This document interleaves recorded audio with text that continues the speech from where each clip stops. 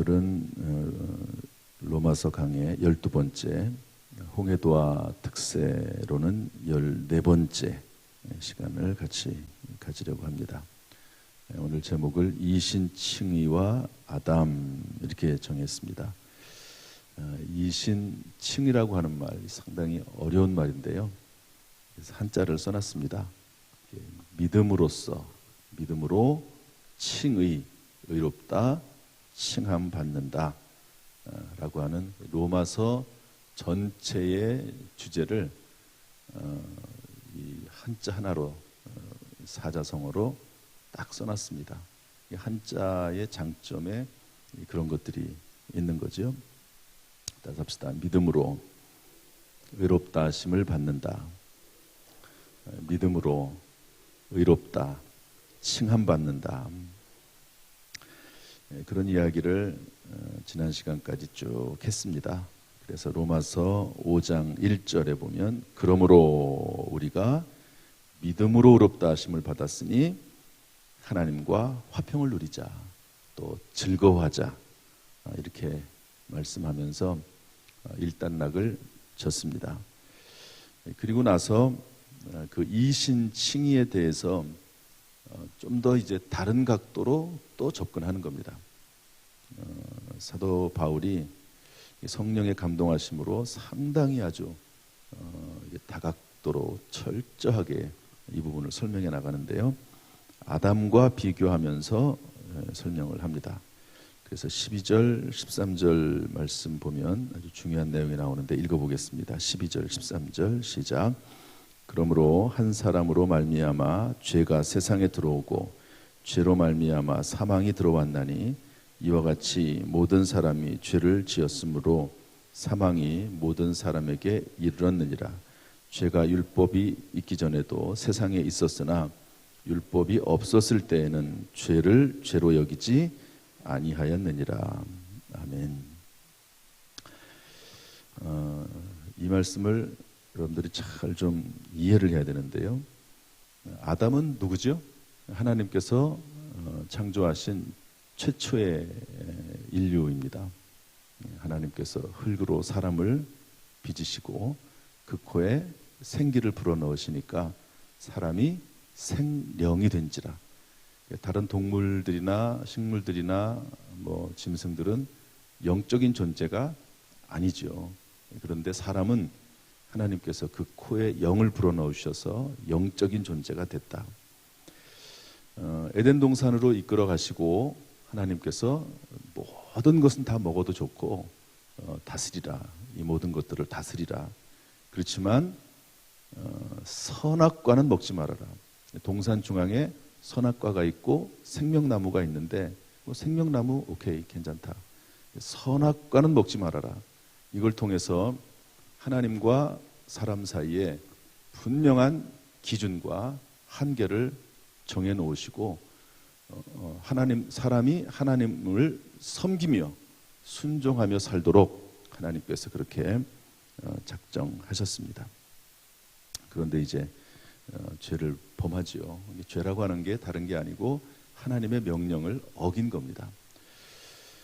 이렇게 한 사람으로 말미암아 죄가 세상에 들어왔다는 겁니다. 그 이전에는 죄가 없었는데 아담이 하나님의 말씀을 어김으로 말미암아 죄라고 하는 개념이 생겼고 죄가 시작이 된 겁니다.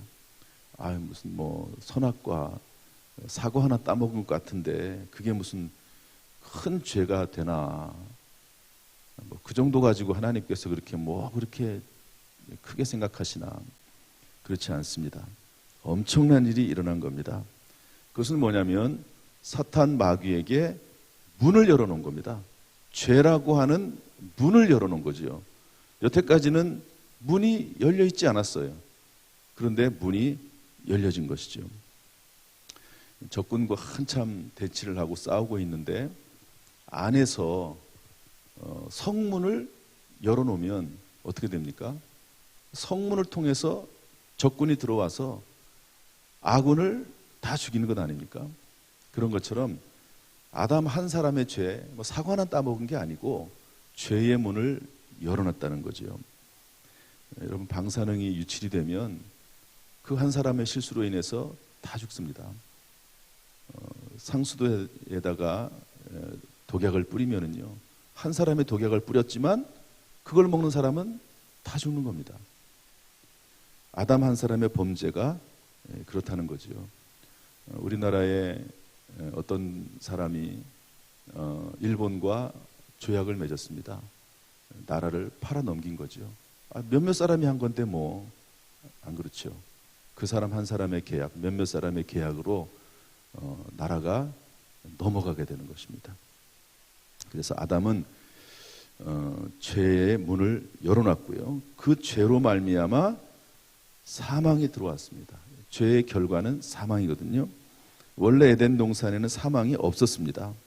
선악과를 따먹지 말고 생명나무를 따먹었으면 좋았는데 선악과를 따먹습니다. 죄가 들어오면서 동시에 죄와 연결된 사망이 들어온 겁니다. 죄만 들어오면 좋은데 그 죄하고 연결되어 있는 게 있어요. 사망, 두려움, 낙심, 좌절, 원망, 마치 전염병이 퍼지듯이 한 사람의 죄가 한 사람의 범죄로 죄라고 하는 것이 이 땅에 들어오게 되고, 그리고 전염병이 퍼지듯이 그 죄가 사람 사이에 퍼져서 결국 성경은 뭐라고 말합니까? 모든 사람이 죄를 범하였음에 하나님의 영광에 이르지 못하더니. 성경은요, 아담이 죄를 범해서 우리가 죄를 졌다 이렇게 말하지 않고, 아담이 죄를 범함으로 죄가 이 땅에 들어왔고, 그리고 그 죄로 말미암아 여러 가지 죄악된 것들이 따라 들어왔는데 사람이 그 죄를 범했다는 거죠. 어떤 죄? 하나님에게 불순종하는 죄를 져서 모든 사람이 죄를 범했다고 말씀하고 있습니다. 여러분, 죄는 제가 가끔 말씀드리지만 도둑질하고 살인하고 이런 것들만을 죄라고 하지 않습니다. 그런 것들은 세상이나 교회나 다 죄지만 하나님께서 말씀하시는 죄는 마음과 생각의 죄, 도덕과 윤리의 죄도 죄입니다. 세상에서 마음으로 악한 마음을 품었다고 그 사람을 죄인이라고 하지는 않습니다. 그러나 성경은 예수님께서 뭐라고 말씀하셨죠? 다른 사람을 미워하는 것은 무슨 죄라고 그랬죠? 살인죄라고 했습니다. 음란한 생각을 품고 그것을 즐기면 뭐라고 그랬죠? 그것을 간음죄라고 했습니다. 하나님이 생각하는 죄의 개념과 세상이 생각하는 죄의 개념이 다릅니다. 또 이런 어떤 마음이나 생각의 죄를 떠나서 하나님은 우리의 영적인 창조주이시고 우리에게 영혼을 주신 하나님을 믿지 않고 자기의 뜻대로 살아가려고 하는 것을 죄라고 말씀하십니다. 이것을 영적인 죄죠. 불신의 죄입니다. 이런 죄의 범주 안에 들어가지 않는 사람은 한 명도 없습니다. 하나님의 그 거룩하심과 하나님의 그 죄의 기준 앞에 해당되지 않는 사람은 한 명도 없는 것이죠. 그래서 성경은 모든 사람이 죄를 범했다고 말씀하고 있습니다. 그 죄에 대한 부패성을 또한 말씀하기도 합니다. 사람이 아무리 선한 사람이라 할지라도 그 속에서 나오는 그 선한 악한 생각들, 악한 마음들, 또 그로 인해서 실제로 죄를 범하는 그런 모습들이 다 사람들에게는 있다는 것이죠. 이렇게 해서 아담으로 인해서 죄가 들어왔는데 중요한 것은 뭐냐면 13절 말씀입니다. 13절 다시 한번 읽어보겠습니다. 13절 시작. 죄가 율법 있기 전에도 세상에 있었으나 율법이 없었을 때에는 죄를 죄로 여기지 아니하느니라. 죄는 다 있었죠. 그런데 모세가 와서 율법이 딱 선포되는 순간 죄가 죄로 여겨지는 것입니다. 여러분, 죄형 법정주의가 뭔지 아시죠? 죄는 세상에서 벌을 줄 때 그것이 법으로 딱 정해져야지만이 그 사람에게 벌을 내릴 수가 있습니다. 법으로 되어 있지 않으면 벌을 내릴 수가 없는 거죠. 어떤 사람들이 이렇게 말을 해요. 법에도 없는 것을 했기 때문에 잘못했다고. 아닙니다. 법에 없으면 잘못이 아닙니다. 법에도 없는 것을 왜 하느냐, 그렇게 말하면서 막 뭐라고 하는 분들이 있어요.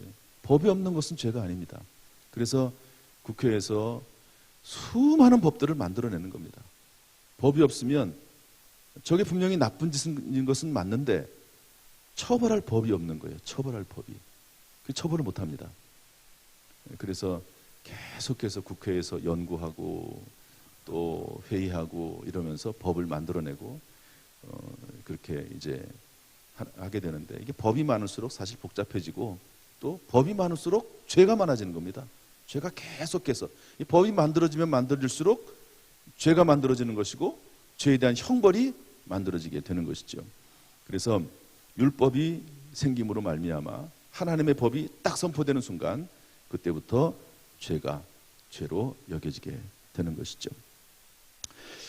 이런 모든 내용들을 이제 이신칭의와 관련해서 아담과 예수 그리스도를 비교하게 되는 내용이 이제 14절부터 쭉 나오는데요. 이것은 뭐 다 읽을 수가 없습니다. 한번 읽었으니까 여러분들이 읽어보시면 좋을 것 같고, 14절, 15절에 의하면 한 사람 아담의 범죄로 인해서 많은 사람이 죽었습니다. 그래서 아담은 죄의 시작입니다. 그래서 아담은 죄의 시작. 그러나 하나님의 은혜와 한 사람 예수 그리스도의 은혜로 말미암아 선물이 많은 사람에게 넘쳤습니다. 이것은 예수 그리스도로 말미암아 죄가 마감된 겁니다. 이제는 아담은 죄의 문을 열어놨습니다. 그런데 예수 그리스도는 죄의 문을 닫고 그리고 은혜의 문을 열어놓게 된 겁니다. 아담으로 인해서 사람이 죄를 범하게 됐는데 이제는 예수 그리스도를 믿음으로 말미암아 하나님의 은혜로 죄 용서받고 구원을 받게 됐다 하는 것이죠. 16절 말씀, 이것은 한 절이니까 읽어보겠습니다. 16절 말씀 다 같이 시작. 또 이 선물은 범죄한 한 사람으로 말미암은 것과 같지 아니하니 심판은 한 사람으로 말미암아 정죄에 이르렀으나 은사는 많은 범죄로 말미암아 의롭다 하심의 이름이니라. 그래서 아담은 정죄받게 하는 사람이고 예수 그리스도는 의롭게 하는 사람이다. 또 17절, 18절 말씀은 보면 아담으로 말미암아 사망이 들어와서 한 사람에게 그 사람이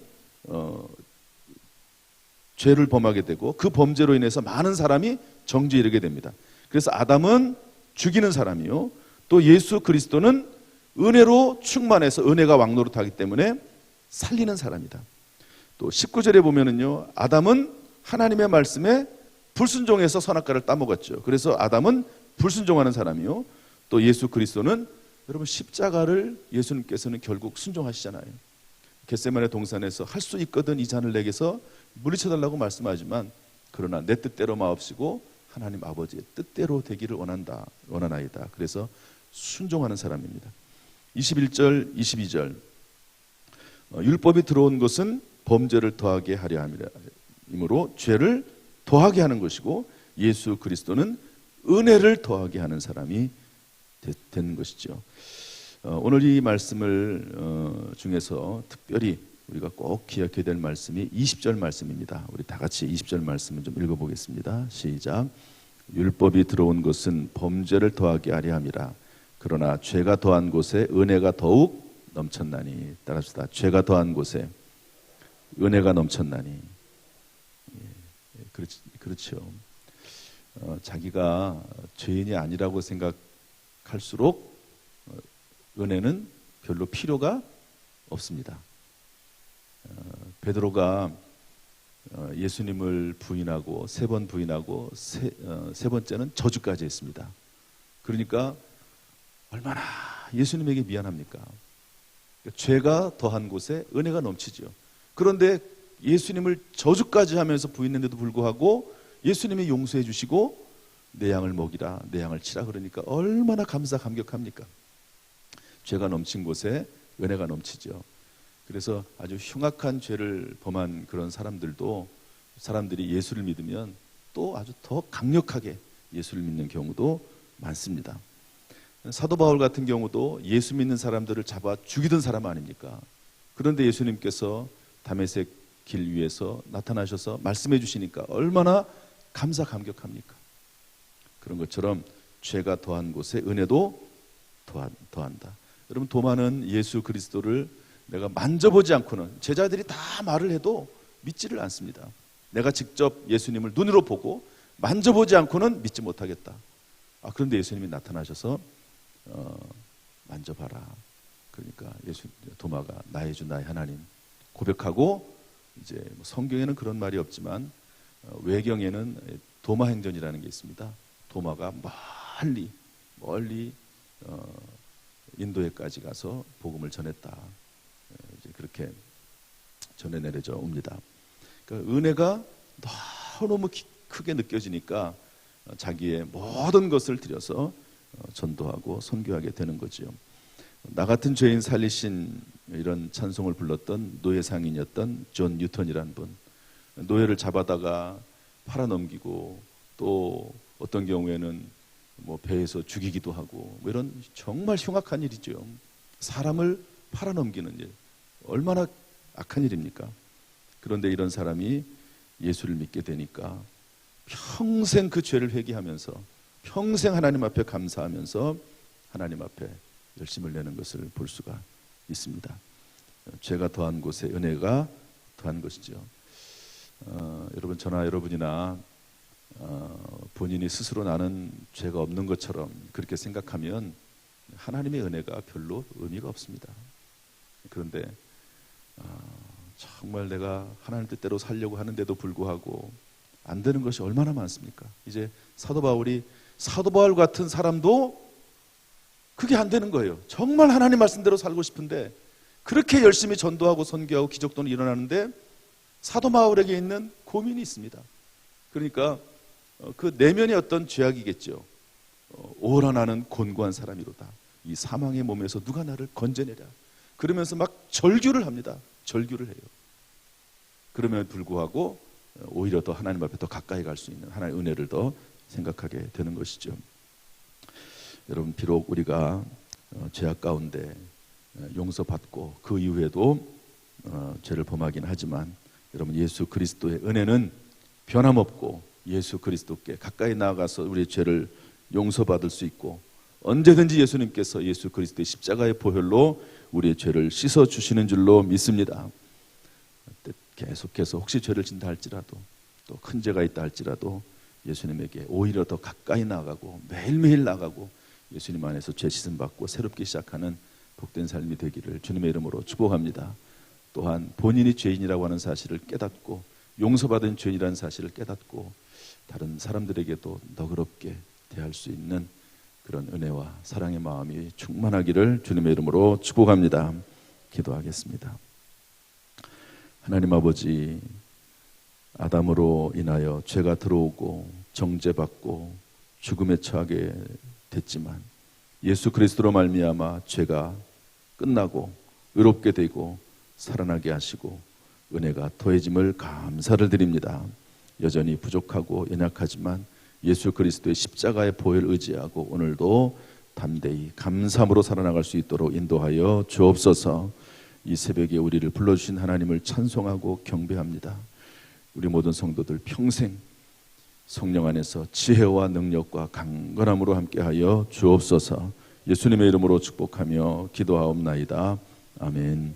이제는 우리 주 예수 그리스도의 은혜와 아버지 하나님의 무한하신 사랑과 성령님의 교통하심이 이 시간 저 앞에 나와 예배드리며 기도하며 찬송하는 모든 성도들에게 지금부터 영원토록 순간순간마다 함께 하시기를 간절히 축원하옵나이다. 아멘.